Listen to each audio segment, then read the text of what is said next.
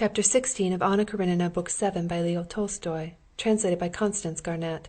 This recording is in the public domain. Recording by Marianne. At 10 o'clock the old prince, Sergey Ivanovitch and Stepan Arkadyevitch were sitting at Levin's. Having inquired after Kitty, they had dropped into conversation upon other subjects. Levin heard them, and unconsciously, as they talked, going over the past, over what had been up to that morning, he thought of himself as he had been yesterday till that point. It was as though 100 years had passed since then. He felt himself exalted to unattainable heights, from which he studiously lowered himself so as not to wound the people he was talking to. He talked, and was all the time thinking of his wife, of her condition now, of his son, in whose existence he tried to school himself into believing.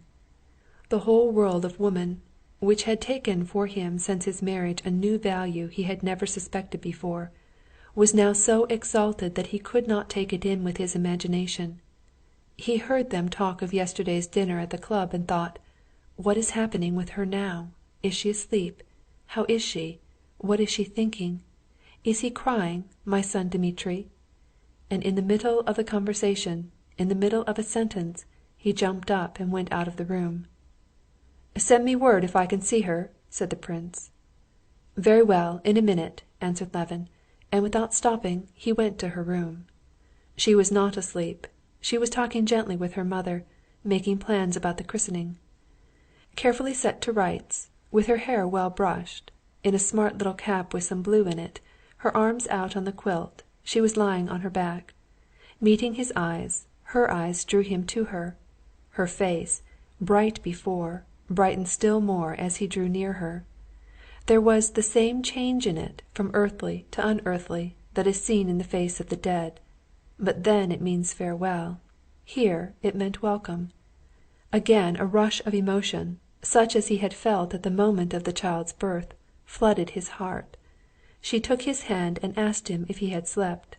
He could not answer, and turned away, struggling with his weakness.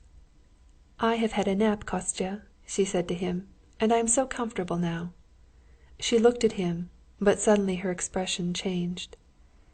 "Give him to me," she said, hearing the baby's cry. "Give him to me, Lizaveta Petrovna, and he shall look at him." "To be sure, his papa shall look at him," said Lizaveta Petrovna, getting up and bringing something red and queer and wriggling.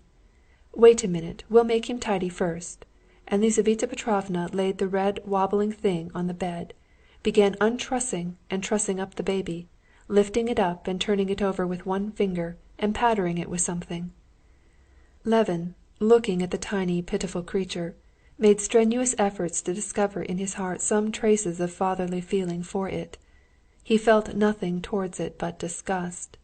But when it was undressed, and he caught a glimpse of wee little hands, little feet, saffron-colored, with little toes too, and positively with a little big toe different from the rest, and when he saw Lizaveta Petrovna closing the wide-open little hands as though they were soft springs, and putting them into linen garments, such pity for the little creature came upon him, and such terror that she would hurt it, that he held her hand back.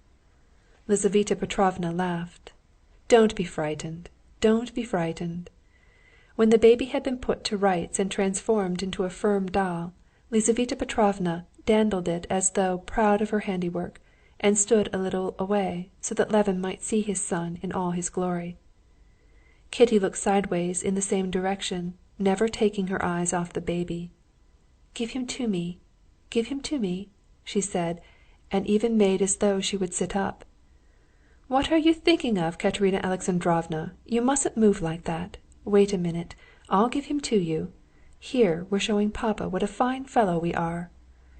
And Lizaveta Petrovna, with one hand supporting the wobbling head, lifted up on the other arm the strange, limp, red creature, whose head was lost in its swaddling clothes.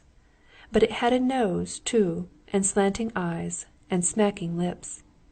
"A splendid baby," said Lizaveta Petrovna. Levin sighed with mortification. This splendid baby excited in him no feeling but disgust and compassion. It was not at all the feeling he had looked forward to. He turned away while Lizaveta Petrovna put the baby to the unaccustomed breast.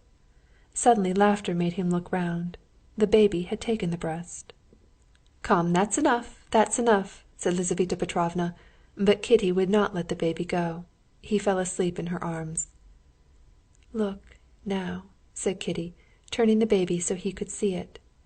The aged‐looking little face suddenly puckered up still more, and the baby sneezed. Smiling, hardly able to restrain his tears, Levin kissed his wife and went out of the dark room. What he felt towards this little creature was utterly unlike what he had expected. There was nothing cheerful and joyous in the feeling. On the contrary, it was a new torture of apprehension. It was the consciousness of a new sphere of liability to pain. And this sense was so painful at first, the apprehension lest this helpless creature should suffer was so intense, that it prevented him from noticing the strange thrill of senseless joy and even pride that he had felt when the baby sneezed. Chapter 17